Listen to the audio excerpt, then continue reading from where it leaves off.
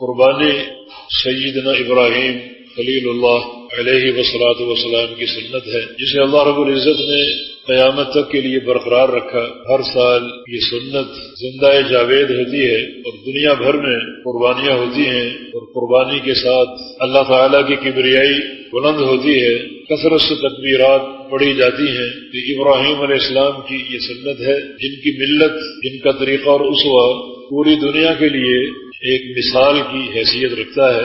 خود رسول کریم صلی اللہ علیہ وسلم کو اللہ تعالیٰ نے حکم دیا کہ ثم اوحینا الیک ان اتبع ملت ابراہیم حنیفا، کہ ہم آپ کی طرف یہ وحی کر رہے ہیں کہ آپ بھی ابراہیم علیہ السلام کی ملت اور ان کے دین کے پیروکار بن جائیں، آپ بھی ان کی اتباع کریں، جو کہ حنیف تھے اور وما کان من المشرکین، مشرکین میں سے نہیں تھے۔ نبی علیہ السلام کے دور میں مشرکین ملت ابراہیمی کی اتباع کے دعوے دار تھے اور نبی علیہ السلام کو ابراہیمی ملت سے خارج قرار دیتے تھے۔ اللہ رب العزت نے ابراہیم علیہ السلام کے بارے میں قرآن پاک میں یہ جملہ بار بار فرمایا ہے کہ وما کان من المشرکین، ابراہیم علیہ السلام کا مشرکین سے کوئی تعلق نہیں تھا۔ یہ مشرکین عرب کیسے ان کی ملت کی اتباع کا دعویٰ کرتے ہیں؟ ہر گھر میں بت ہیں، اللہ تعالیٰ کے گھر کو بتوں سے بھر دیا، پہاڑوں کی چوٹیوں پر اور مرکزی مقامات پر بت نصب ہیں، یہ کس تعلق سے اپنے آپ کو ابراہیمی کہتے ہیں؟ یہ جملہ بار بار دہرا کر مشرکین مکہ کے دعویٰ کی تردید فرمائی۔ ابراہیمی تو وہ ہے جو مکمل طور پہ شرک سے بیزار ہو اور حنیف ہو۔ حنیف جس کی جمع حنفاء آتی ہے، اس کا معنی ہے کہ تمام باطل نظریات سے الگ تھلگ ہو اور دین اسلام کو اور توحید خالص کو اپنے سینے سے لگائے رکھے، اللہ تعالیٰ کے نظام کے سوا جتنے نظام ہیں ان سب سے بری اور بیزار ہو، وہ حنیف ہے۔ نبی علیہ السلام کی حدیث بھی ہے بعثت بالحنیفیۃ السمحہ، مجھے حنیفیت، دین حنیف کے ساتھ بھیجا گیا ہے۔ جو میرے سچے پیروکار ہیں ان میں یقینی طور پہ حنیفیت ہوگی، صرف میرے دین کو، میری دعوت کو سینے سے لگائیں گے، باقی ہر چیز کو چھوڑ دیں گے، ہر چیز سے بیزاری، نفرت اور دوری اختیار کر لیں گے، یہ دین حنیفیت ہے۔ ابراہیم علیہ السلام کی سیرت طیبہ کے یہ دو امتیازی پہلو ہیں، ایک مشرکین سے کوئی تعلق نہیں تھا، اور دوسرا حنیفیت، دین توحید کو اختیار کرنے والے اور اس کے سوا جو بھی افکار ہیں، نظریات ہیں، اقوام عالم کے جو بھی مذاہب ہیں، ان سے پوری طرح کنارہ کشی اختیار کی جائے اور اسی سچے دین کو اختیار کیا جائے اور اس پر قائم رہا جائے۔ جو بھی ملت ابراہیمی سے صرف نظر کرے گا، اعراض کرے گا اور اپنا منہ پھیرے گا، اسے قرآن نے پرلے درجے کا بے وقوف کہا ہے۔ وَمَن يَرْغَبُ عَن مِلَّةِ إِبْرَاهِيمَ إِلَّا مَن سَفِهَ نَفْسَهُ، ملت ابراہیمی سے اعراض کرنے والا وہی ہے جو انتہائی احمق اور بے وقوف ہے، اس میں عقل کی، دانش کی اور شعور کی کوئی رمق ہی نہیں ہے، بالکل وہ عقل سے پیدل ہے۔ اتنے عظیم الشان منہج سے بے رخی برتنے والا عقل مند ہو ہی نہیں سکتا۔ وَلَقَدِ اصْطَفَيْنَاهُ فِي الدُّنْيَا، جو ان کا منہج تھا، جو ان کی ملت تھی، اسی بنا پر ہم نے ابراہیم علیہ السلام کو دنیا میں چن لیا، اللہ تعالیٰ کے چنے ہوئے بندے۔ وَإِنَّهُ فِي الْآخِرَةِ لَمِنَ الصَّالِحِينَ، اور آخرت میں ابراہیم علیہ السلام جو ہیں وہ صالحین میں سے ہوں گے، انتہائی نیکوکار لوگوں میں۔ اللہ تعالیٰ کی طرف سے یہ ایک تزکیہ ہے، ایک شہادت ابراہیم علیہ السلام کے بارے میں کہ وہ ہمارے چنے ہوئے بندے ہیں اور آخرت میں کامیاب لوگوں میں ہوں گے، صالحین میں سے ہوں گے۔ کس بنا پر؟ جو ان کا منہج تھا، جو ان کا عقیدہ تھا، فکر تھی، جس نظام پر وہ قائم تھے، اس نظام کے بنا پر کیا ان کی فکر تھی، کیا ان کا عقیدہ تھا یا کیا ان کا منہج تھا، وہ سارا کا سارا اگلی ایک آیت میں سمو دیا گیا ہے۔ اذ قال له ربه اسلم قال اسلمت لرب العالمین، اللہ تعالیٰ نے کہا کہ ابراہیم میرا فرما بردار بن جا، میرا مطیع بن جا، میرے سامنے استسلام، انقیاد اور سچی غلامی قبول کر لے۔ فرمایا کہ اسلمت لرب العالمین، میں رب العالمین کا فرما بردار بن گیا اور میں نے یہ غلامی قبول کر لی، انقیاد و استسلام قبول کر لیا۔ یہ سیدنا خلیل اللہ علیہ السلام کی پوری زندگی کا نچوڑ ہے۔ اللہ رب العزت نے اپنے سامنے جھکنے کو، استسلام قبول کرنے کو کہا، قبول کر لیا، تیار ہو گئے۔ اللہ رب العزت نے خود اس کی گواہی دی وَإِبْرَاهِيمَ الَّذِي وَفَّى، ابراہیم جو کہ بڑا باوفا ہے، یہ شہادت اللہ تعالیٰ کی طرف سے۔ اِنَّ إِبْرَاهِيمَ كَانَ أُمَّةً قَانِتًا لِلَّهِ، ابراہیم امت ہے، پوری ایک انجمن ہے، حالانکہ فرد واحد ہے۔ اگر امت کے افراد کو جمع کیا جائے تو کوئی مجاہد ہوگا، کوئی سخی ہوگا، کوئی عالم ہوگا، کوئی قائم اللیل ہوگا، کوئی صائم النہار ہوگا۔ ابراہیم اکیلے یہ سب کچھ تھے، جو خصائل ایک امت میں پائی جاتی ہیں اکیلے ابراہیم میں موجود تھی۔ اور قانتاً، فرما بردار، مطیع، قانتاً للہ، اللہ تعالیٰ کی اطاعت کرنے والے۔ یہ اللہ تعالیٰ کی طرف سے ایک تزکیہ اور ایک شہادت ہے، اس لیے فرمایا کہ فاتخذ اللہ ابراہیم خلیلا، کہ اللہ تعالیٰ نے ابراہیم علیہ السلام کو اپنا خلیل بنا لیا، ایک ایسا دوست جس کی دوستی ہر خرابی سے پاک، ہر خلل سے پاک ہے، جس کی دوستی وفا شعاری پر قائم ہے۔ کائنات میں دو ہی افراد ہیں جنہیں خلت کے مقام سے نوازا گیا، ایک ابراہیم علیہ السلام اور دوسرے نبی آخر الزمان سید ولد آدم محمد الرسول اللہ صلی اللہ علیہ وسلم۔ یہ دونوں شخصیتیں اللہ کی خلیل ہیں، تیسری کوئی شخصیت نہیں۔ یہ ابراہیم علیہ السلام کا مقام وفا شعاری، اللہ تعالیٰ کے سامنے مکمل استسلام قبول کرنا اور پوری طرح غلامی کے دائرے میں آ جانا، یہ ان کی سیرت طیبہ کا سب سے امتیازی پہلو۔ جو قربانی کا فلسفہ وہ یہی ہے، جو قربانی قیامت تک کے لیے مشروع ہے، ابراہیم علیہ السلام کی سنت ہے، اس کے پیچھے اطاعت، انقیاد، استسلام اور غلامی کی ایک ایسی تاریخ ہے کہ وہ تاریخ ایک ہی فرد واحد کے ارد گرد گھومتی ہے۔ اللہ تعالیٰ کی ایک عجیب ابتلاء، ایک آزمائش جو دنیا کے اربوں خربوں انسانوں میں کسی اور کو نہیں دی گئی، صرف ابراہیم علیہ السلام کو۔ تسلیم و رضا اور خضوع اور انقیاد کا ایک عجیب نمونہ۔ ویسے تو پوری زندگی اسی استسلام اور غلامی کا مظہر تھی۔ اذ قال له ربه اسلم قال اسلمت، ابراہیم میرا مطیع بن جا، میرا فرما بردار بن جا، میرا وفا شعار بن جا۔ عرض کیا کہ بن چکا ہوں، بن گیا ہوں۔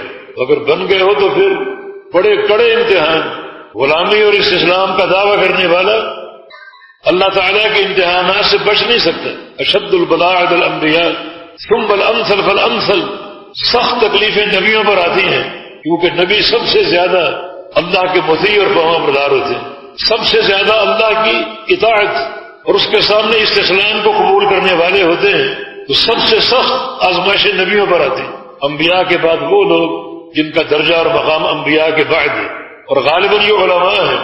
العلماء ورثۃ الانبیاء، علماء کرام کو انبیاء کی وراثت دی گئی ہے۔ علماء نبیوں کے مشن کے وارث ہیں، تو اللہ تعالیٰ یقیناً انہیں جھنجھوڑتا ہے، آزماتا ہے، تاکہ پوری طرح جو استسلام ہے، اطاعت اور انقیاد ہے، اس کا امتحان لے لے۔ یبتلی الرجل علی قدر دینہ، ہر بندے کی آزمائش اس کے دین کے مطابق ہوتی ہے۔ اگر دین میں سختی ہو تو آزمائش بھی سخت ہوتی ہے، اور اگر دین ڈھیلا ڈھالا ہو تو آزمائش بھی ڈھیلی ڈھالی ہوتی ہے۔ ابراہیم علیہ السلام تو عقیدے کے، اطاعت اور خضوع کے پہاڑ تھے، نبی تھے، انبیاء کے باپ اور دادا تھے، جن کے منہج کو اور جن کی ملت کو پوری دنیا پر فرض قرار دے دیا گیا، جس کے بغیر اطاعت کا کوئی تصور نہیں۔ تو توحید خالص اور سچی غلامی، سچی اطاعت، استسلام اور انقیاد، یہ ان کا ثمر حیات ہے اور ایک امتیازی پہلو جس کی ابتدا ابراہیم بطور داعی کے ہوئی، تنے تنہا تھے، فرد واحد تھے، اللہ تعالیٰ نے پوری قوم کی طرف بھیج دیا کہ قوم کو دعوت دو توحید کی۔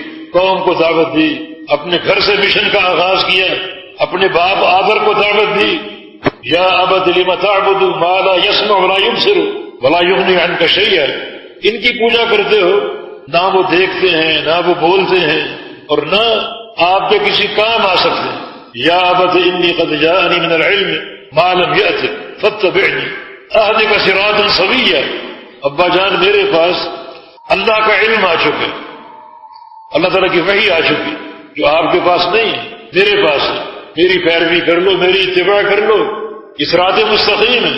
مگر دھمکیاں ملی، پتھر مار مار کے ختم کرنے کا ایک ڈراوا دیا گیا، امتحان شروع ہو چکا ہے۔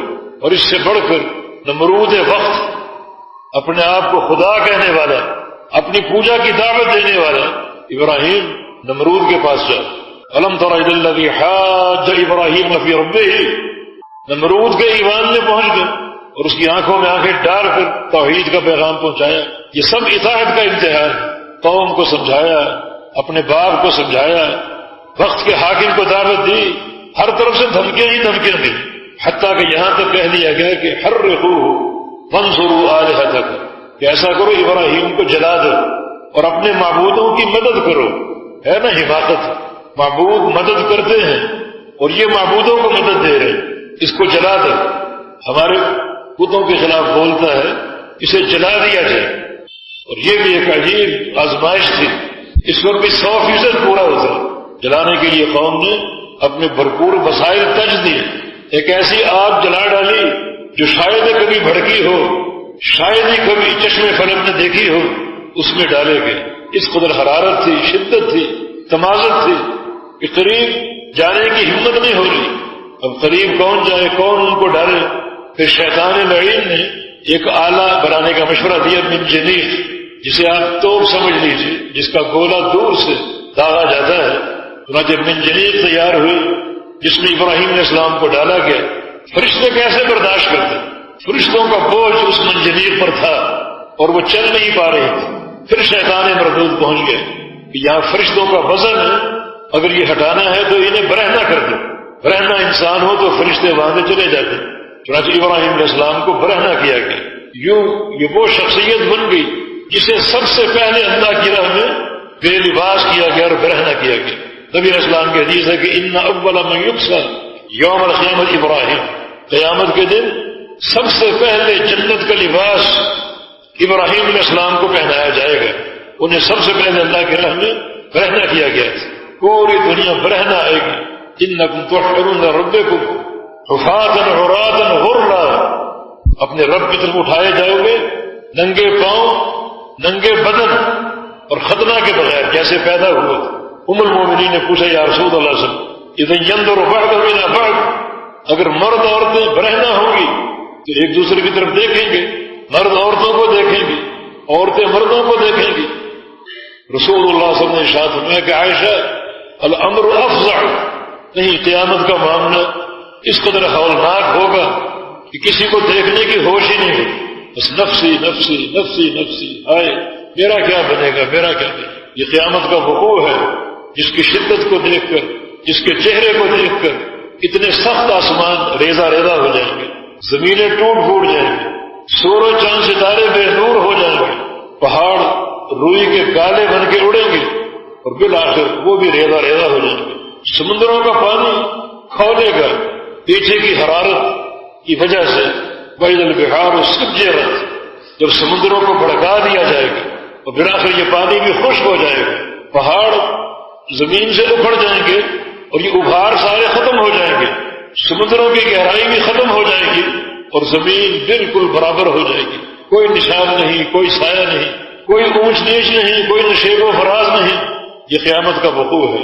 ان لوگوں کا کیا بنے گا جن پر قیامت قائم ہوگی۔ اسی لیے رسول اللہ صلی اللہ علیہ وسلم کا فرمان ہے کہ لا تقوم الساعة الا على شرار الناس، یہ قیامت تو بدبخت لوگوں پر قائم ہوگی۔ عیسیٰ علیہ السلام کی وفات کے بعد جبکہ پوری زمین پر عدل ہوگا، اسلام کا دورہ ہوگا، اور ان کی وفات کے بعد پھر دوبارہ شیطان اپنی شرارتوں پر اتر آئے گا، دوبارہ معصیتیں جنم لیں گی، بد کردار لوگ پیدا ہوں گے۔ یہ بالکل قیامت کا اخیر ہے، دنیا کا اخیر ہے۔ آخر ایک ہوا یمن سے نکلے گی اور ایک حدیث میں شام سے نکلے گی۔ تطبیق یہ ہے کہ دونوں مقامات سے نکلے گی، یمن سے بھی اور شام سے بھی، بڑی لطیف ہوا جو مسلمانوں کو لاحق ہوگی اور ان کی آہستہ آہستہ موت واقع ہو جائے گی، بڑے ایک لطافت کے ساتھ ٹھنڈے طریقے سے، اور پھر بدبخت لوگ باقی بچیں گے جن پر قیامت قائم ہوگی۔ بڑا یہ ہولناک منظر ہے جس کے چہرے کو دیکھ کر سارا نظام گرم ہو جائے گا۔ وَإِذَا الْعِشَارُ أُقْتِلَتْ وَإِذَا الْوُحُوشُ حُشِرَتْ، 10 ماہ کی حاملہ اونٹنیاں انہیں بیکار سمجھ کے چھوڑ دیا جائے گا، حالانکہ یہ عربوں کا سب سے قیمتی اثاثہ تصور ہوتا تھا اونٹنی، اور وہ بھی حاملہ ہو اور ولادت کے قریب ہو، بڑا اس کا اہتمام کرتے تھے۔ مگر جب قیامت کا چہرہ دیکھیں گے تو ان اونٹنیوں کو بھی بالکل معطل کر دیا جائے گا اور بیکار چھوڑ دیا جائے گا۔ وَإِذَا الْوُحُوشُ حُشِرَتْ، اور جب جنگلی جانور اپنے ٹھکانوں سے نکل آئیں گے اور وہ بھی خوف کے مارے شہروں کا رخ کریں گے کہ شاید وہاں ہمیں جائے پناہ مل جائے۔ یہ قیامت کے وقوع اور قیامت کا چہرہ ہے جسے دیکھ کر یہ سارے امور ببا ہوں گے۔ تو لوگ بھی اٹھیں گے بالکل برہنہ، مرد اور عورتیں۔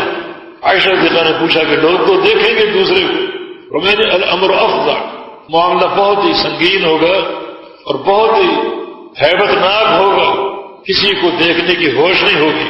تو ایسے میں سب سے پہلے جنت کا لباس فاخر سید الموحدین ابو الانبیاء خلیل اللہ ابراہیم علیہ السلام کو پہنایا جائے گا۔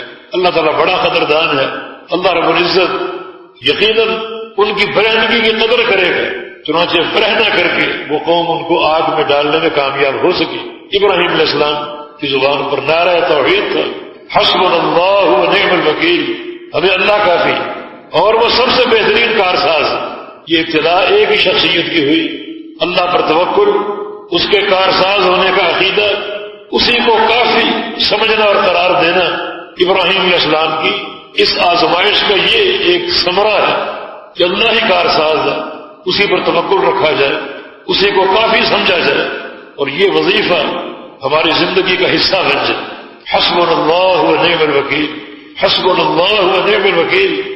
خاص طور پہ فتنوں کے اس دور میں جہاں جرائم بھی کھلے عام دعوت دے رہے ہیں اور جہاں آزمائشیں بھی ہیں، ہلاکتیں اور موتیں بھی ہیں، طرح طرح کے خسارے بھی ہیں، تو ایک بندہ اگر کسی وظیفے کو حرز جاں بنا لے، حسبنا اللہ و نعم الوکیل، حسبنا اللہ و نعم الوکیل، اللہ بڑا کارساز ہے۔ ابراہیم علیہ السلام نے پڑھا، اللہ کا آرڈر آ گیا، یا نار کونی بردا وسلاما علی ابراہیم، اے آگ ٹھنڈی ہو جا، سلامتی والی ہو جا، تو میری مخلوق ہے، میرے امر سے چلتی ہے، لیکن آج میرا حکم ہے کہ قتل نہیں چلنا بلکہ ٹھنڈی اور سلامتی والی ہو جائے۔ ایسی ٹھنڈی بھی نہیں کہ تیری ٹھنڈک میرے بندے کو نقصان پہنچا دے، بلکہ ٹھنڈک میں سلامتی ہو، بردم و سلام، ٹھنڈک میں سلامتی ہو کہ ایک بال کا نقصان نہ ہو میرے بندے کا۔ یہ اللہ تعالیٰ کی ابتلا، اللہ تعالیٰ کے امر پر آگ میں چلے گئے، داخل ہو گئے، دعا بھی نہیں کی کہ یا اللہ مجھے اس فتنے سے بچا لے، اس آگ کی آزمائش سے بچا لیتے۔ خلیل تھے، اللہ تعالیٰ کے ایسے دوست تھے جن کی دوستی میں کوئی خلل نہیں تھا۔ اللہ کا امر ہے، دعا بھی نہیں کی کہ مجھے اس آگ سے بچا لے، دعا تو حق ہے، کوئی مشکل ہو، کوئی مصیبت ہو، آپ دعا کر سکتے ہیں کہ یا اللہ اس آزمائش سے، اس تکلیف سے میری حفاظت فرما، لیکن نہیں، مقام خلت کا تقاضا یہی تھا۔ باپ نے دھمکیاں دی، قوم نے ڈرایا دھمکایا، اللہ تعالیٰ کی یہ آزمائش بھی آئی کہ تم تنے تنہا ہو لیکن میرا یہ کام بھی کرو۔ یہ جو میرے مقابلے میں بت تراشے گئے ہیں، باقاعدہ ان کا معبد ہے، بتوں سے بھرا ہوا، ان سب کو توڑنا پھوڑنا، ان کو مسخ کرنا، ان کو گرا دینا، یہ بھی ایک کڑی آزمائش تھی۔ پوری قوم تھی، اس کی طاغوتی طاقتیں تھیں، اس کی سپاہ تھی، اس کی فوج تھی، اس کے وسائل تھے، مگر کوئی پرواہ نہیں، اللہ کا امر، اللہ تعالیٰ کا آرڈر، اس میں سرخرو ہو جعلہم جذاذا، ان سب کو ٹکڑے ٹکڑے کر دیے، سب کے حصے بکھرے کر دیے۔ اللہ تعالیٰ کی کبریائی بلند فرمائی، ترک وطن پر مجبور ہوئے، ہجرت کی راہ اختیار کی، اکیلے اور ان کی بیوی۔ یا اللہ اس مشن کا وارث کون ہوگا؟ رب حب لی من الصالحین، ایک نیک بیٹا عطا فرما دے، 86 سال کی عمر ہے، کوئی تو تنہائیوں کا غمخوار بن جائے اور میرے بعد میرے مشن کا وارث بن جائے، یہ دعا قبول ہوگی۔ فبشرناہ بغلام حلیم، ایک حلیم تحمل والے بیٹے کی بشارت آ گئی، ایسا تحمل والا جو چھری کے نیچے بھی تحمل کا مظاہرہ کرے، ایسا غلام حلیم ہے کہ اس پر چھری چلائی جائے پھر بھی حلم، بردباری اور تحمل کا مظاہرہ کرے۔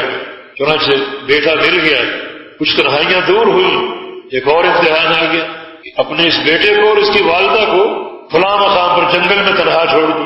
یہ مقام وہی ہے جہاں آج اللہ کا گھر تعمیر، رونقیں ہی رونقیں، ان رونقوں کے پیچھے کس کی استقامت ہے؟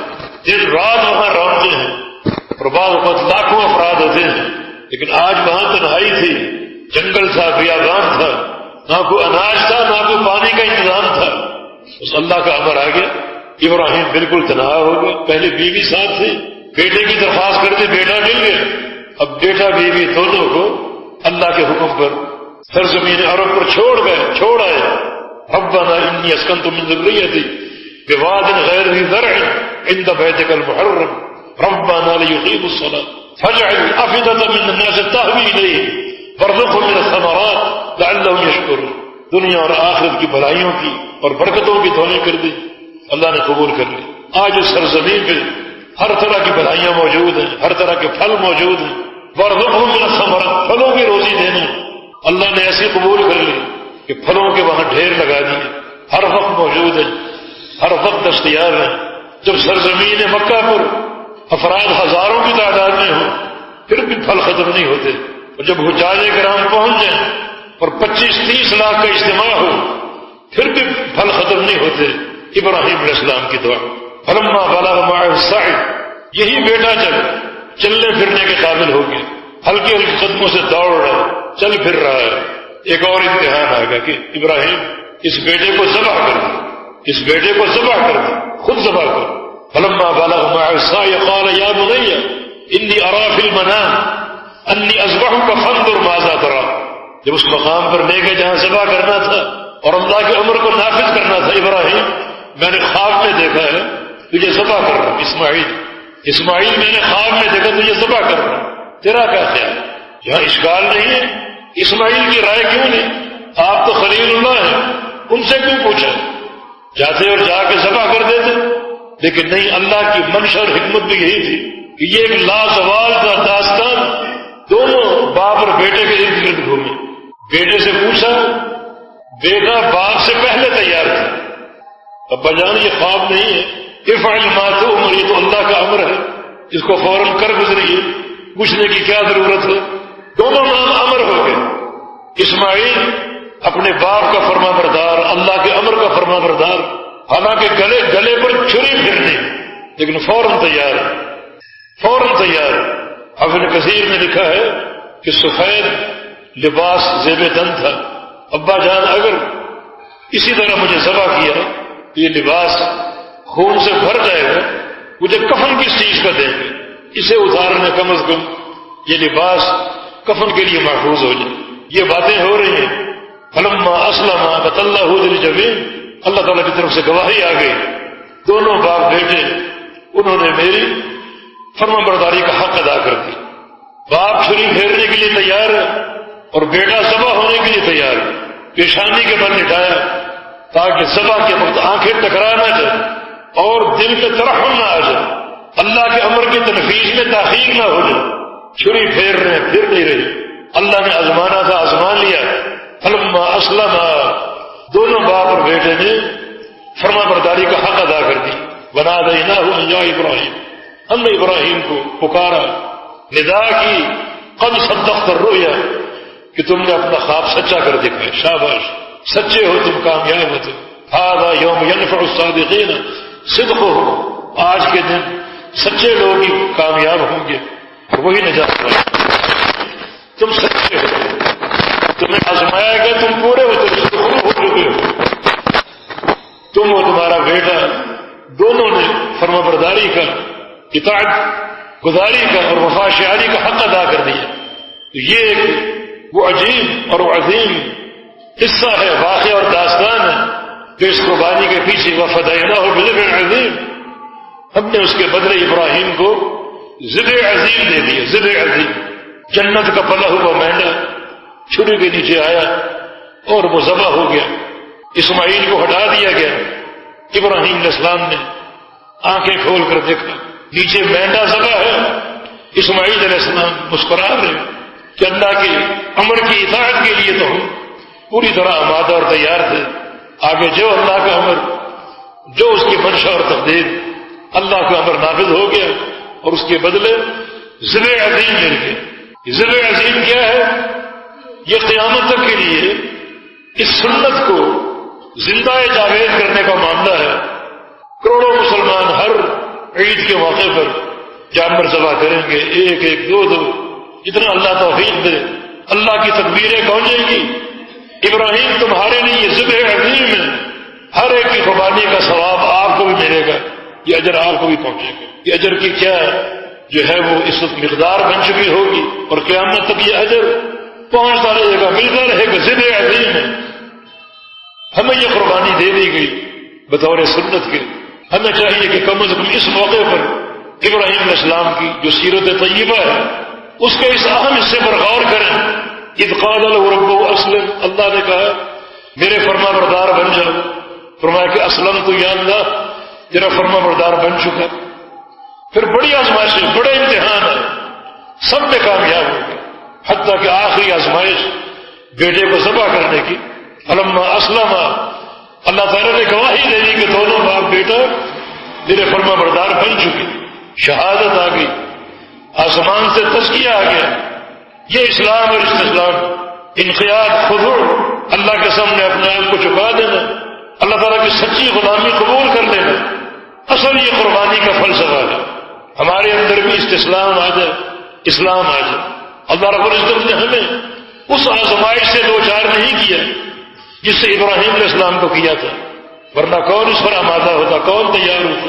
ہمارے لیے مینڈوں اور جانوروں کی قربانی ہے، اس قربانی میں اخلاص کا پہلو ادا کر کے اس کا حق ادا کرو، جیسے ابراہیم علیہ السلام اخلاص کے پیکر تھے، ان صلاتی و نسکی و محیای و مماتی للہ رب العالمین۔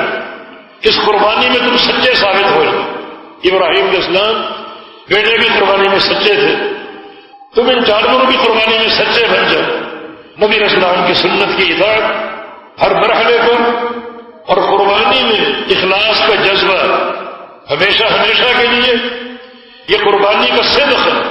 لن ينال الله لحومها ولا دماؤها ولكن يناله التقوى منكم، اللہ رب العزت کو تمہاری قربانی کا خون نہیں پہنچتا، گوشت نہیں پہنچتا، تقویٰ پہنچتا اور دل کا اخلاص پہنچتا۔ بڑے بڑے مہنگے جانور ہوتے ہیں لیکن اگر ریاکاری ہوگی سب بیکار۔ سنا ہے کہ 2 کروڑ کی گائے بھی بکنے کے لیے آئی ہوئی ہے، لوگ خریدیں گے، کریں گے، صحابہ کی ساری قربانیاں جمع کر لیں، شاید اتنی قیمت نہ بن سکے، مگر وہ اللہ کے مقرب تھے، اللہ کے چنے ہوئے تھے۔ تو مہنگی قربانی کوئی اس کی اہمیت نہیں ہے، اس کی اہمیت دوسرے نمبر پر۔ پہلے اخلاص اور امتیاز، قربانی کرنے والا کتنا سچا ہے، نبی کی اطاعت میں، اللہ کے ساتھ مخلص ہونے میں کتنا سچا ہے۔ اس کے بعد اگر قربانی قیمتی ہے تو وہ بھی دیکھی جائے گی، اس کا بھی اجر ملے گا، ثواب ملے گا، لیکن یہ اخلاص کو چیک کرنے کے بعد۔ اخلاص اگر مفقود ہے تو 2 کروڑ کی قربانی بھی بالکل بیکار، بلکہ یہ بندہ قیامت کے دن فرعون و حامان سے پہلے جہنم میں گرا دیا جائے گا، جو ریاکاری کا مرقع تھا، ریاکاری کا پتلا تھا، ہر کام کرتا دنیا کی شہرت کے لیے، بس دنیا میں واہ واہ ہو، میڈیا میں نام آ جائے اور شہرت اور دھوم مچ جائے، بالکل بیکار، اللہ کا دھتکارا ہوا اور ٹھکرایا ہوا بندہ ہے۔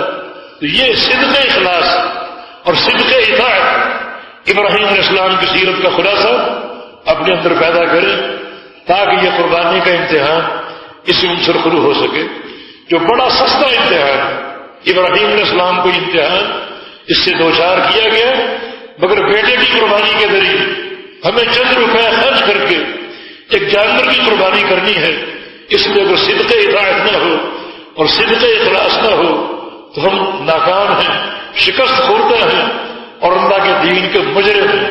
تو اپنی پوری طرح حفاظت کریں اور ان جو ایک عمدہ اقدار ہیں ان کی حفاظت کریں، اپنے اندر اخلاص پیدا کریں اور اپنے عمل میں اللہ کے پیارے پیغمبر کی سنت کا اتباع جو ہے وہ قائم کریں۔ ہمیں اسلام دیا گیا، ورضیت لکم الاسلام دینا۔ ابراہیم علیہ السلام کو بھی کہا گیا اسلم، تمہیں بھی کہا جا رہا ہے اسلم ہو، اسلام لے آؤ، اسلام قبول کر لو۔ وہ اسلام کیا ہے؟ وہ اسلام 5 چیزوں کا نام ہے، 5 چیزوں کی آزمائش ہے۔ الاسلام ان تشہد ان لا الہ الا اللہ وان محمد رسول اللہ وتقیم الصلاۃ وتؤتی الزکاۃ وتصوم رمضان وتحج البیت ان استطعت الیہ سبیلا۔ تمہارے لیے اسلام 5 چیزوں کا نام ہے، ایک اللہ کی توحید کی گواہی، دوسرا محمد رسول اللہ علیہ وسلم کی رسالت کی گواہی، نماز قائم کرنا، زکوٰۃ دینا، روزے رکھنا، استطاعت پر حج بیت اللہ کرنا، یہ تمہارا اسلام ہے۔ اس اسلام میں آ جاؤ لیکن سرسری طور پر نہیں، پوری ایک رسوخ کے ساتھ، بدعت کے ساتھ نہیں، سنت کی اتباع کے ساتھ، ریاکاری کے ساتھ نہیں، بلکہ اخلاص کی حفاظت کے ساتھ ان پانچوں امور میں اس اسلام کا رنگ بھر دو۔ ابراہیم علیہ السلام کے لیے اس اسلام کے پہلو اور تھے، دینداری بھی تھی۔ وَإِذِ ابْتَلَىٰ إِبْرَاهِيمَ رَبُّهُ بِكَلِمَاتٍ فَأَتَمَّهُنَّ، ابراہیم کو ان کے رب نے جن جن کلمات سے، مسائل سے، احکام سے آزمایا انہوں نے پورے کر دیے، ان پر بھی عمل کیا۔ اور ساتھ ساتھ یہ کونی اور قدری آزمائش ہے، کبھی بیٹے کو ذبح کرایا جا رہا ہے، کبھی دور دراز مقام پر تنہا چھڑایا جا رہا ہے، کبھی آگ میں گرایا جا رہا ہے، کبھی پوری قوم اور گھر بار اور نمرود کے سامنے بحثیت داعی کھڑا کیا جا رہا ہے، اور کبھی ترک وطن کا حکم دیا جا رہا ہے، گھر کو چھوڑنے کا حکم دیا جا رہا ہے۔ یہ ساری آزمائشیں تھیں جن میں پورے اترے۔ اسلام تمہارے لیے بھی اصل ہے، تم نے بھی اسلام لانا ہے، اللہ کی غلامی اور اطاعت قبول کرنی ہے ان پانچ امور کے ساتھ۔ اللہ تعالیٰ کی توحید کی گواہی، محمد مصطفیٰ علیہ السلام کی رسالت اور نماز قائم کرنا، زکوٰۃ دینا، روزے رکھنا اور حج بیت اللہ کرنا، ان میں اخلاص کا، اطاعت اور امتیاز کا، اتباع سنت کا رنگ بھر دو تاکہ تم اس امتحان میں سرخرو ہو سکو اور کامیاب ہو سکو۔ اللہ تعالیٰ سے توفیق کی صلاح۔ یہ بڑے قیمتی دن ابھی بھی جاری اور قائم ہیں، تقریباً 5 دن یقیناً باقی ہیں۔ ایک ایک گھڑی بڑی قیمتی ہے۔ سب سے افضل عمل تکبیرات، فاکثروا فیہن من التحلیل والتکبیر والتحمید۔ ان دنوں کو پالو تو کثرت سے تحلیل کہو، تکبیر کہو اور تحمید کہو، یعنی اللہ اکبر، اللہ اکبر، اللہ اکبر، لا الہ الا اللہ، اللہ اکبر، اللہ اکبر وللہ الحمد۔ اس میں تحلیل بھی ہے، تکبیر بھی ہے اور تحمید بھی ہے۔ چلتے پھرتے کثرت سے تکبیرات بلند کرو، ان دنوں کا سب سے افضل عمل ہے۔ باقی جو بھی نیکی کرو گے، روزے رکھو گے، روزوں کے حوالے سے پچھلے جمعے بات ہوئی تھی، ہر روزہ 1 سال کے گناہوں کے برابر۔ یہ حدیث ضعیف ہے، ایک غلط فہمی کے تحت یہ بات بیان ہو گئی کہ حدیث ضعیف ہے، لیکن اجر مبہم ہے، اجر مبہم ہے، کتنا اجر ہے ہم نہیں جانتے۔ یہ جانتے ہیں کہ ان دنوں کی نیکیاں سال بھر کے دنوں کی نیکی سے محبوب ہے۔ اعظم ایام الدنیا، افضل ایام الدنیا، یہ 10 دن جو ہیں دنیا کے تمام دنوں سے افضل اور بڑے ہیں، حتیٰ کہ رمضان کے دنوں سے بھی بڑے ہیں۔ تو ان کو ضائع نہیں کرنا، ان کا حق ادا کرنا ہے۔ تکبیرات جو نیکی کرو گے، اللہ کی راہ میں خرچ کرو گے تو اجر کتنا ہوگا ہم نہیں جانتے، اللہ جانتے۔ ذکر کرو گے کتنا اجر ہوگا ہم نہیں جانتے، اللہ کا علم۔ روزے رکھو گے نفلی کتنا اجر ہے اللہ جانتے۔ اور پھر 9 ذوالحج کا روزہ یوم عرفہ، احتسب علی اللہ ان یکفر السنۃ التي قبلہ والسنۃ التي بعدہ۔ اللہ کی ذات سے امید بلکہ یقین ہے کہ یہ ایک روزہ 2 سال کے گناہوں کا کفارہ ہے، سال گزشتہ اور سال آئندہ۔ یہ روزہ رکھو گے اللہ تعالیٰ آئندہ سال کے گناہ بھی معاف کر دے گا جو ابھی تک کیے نہیں۔ اور اس سے محدثین نے ایک اور استنباط کیا ہے، اگر یہ روزہ رکھ لے تو اس میں اگلے سال تک کی عمر کی کوئی ایک ضمانت موجود ہے کہ تم اگلا سال بھی پاؤ گے، تبھی تو گناہ کرو گے تو اللہ معاف کرے گا۔ اس میں ایک اشارہ، ایک تلمید پائی جاتی ہے کہ اللہ تعالیٰ اگلے سال تک مہلت دے گا تاکہ اس ایک روزے کی برکت سے سال آئندہ کے گناہ جو ہے وہ معاف کرے۔ تو اللہ تعالیٰ سے دعا بھی ہے، توفیق کی صدا بھی ہے کہ اللہ تعالیٰ ہمیں اس مہینے کا حق ادا کر کے اپنے مقبول بندوں میں شامل فرما دے۔ کثرت سے قرآن پڑھو، کثرت سے، یہ کلام الرحمن ہے۔ ان دنوں کے راتوں اور دنوں کو تلاوت قرآن سے بھر دو۔ سعید بن جبیر علماء تابعین میں سے ان کا قول آپ کو بتایا تھا، لا تطفئوا سورجکم باللیل، راتوں کو اپنے چراغ بجھنے نہ دو بلکہ چراغوں کو جلتے رکھو۔ اشارہ تلاوت قرآن کی طرف ہے۔ والتوفیق بإذن اللہ تعالی۔ اقول قولی هذا واستغفر اللہ لی ولکم وآخر دعوانا ان الحمد للہ رب العالمین۔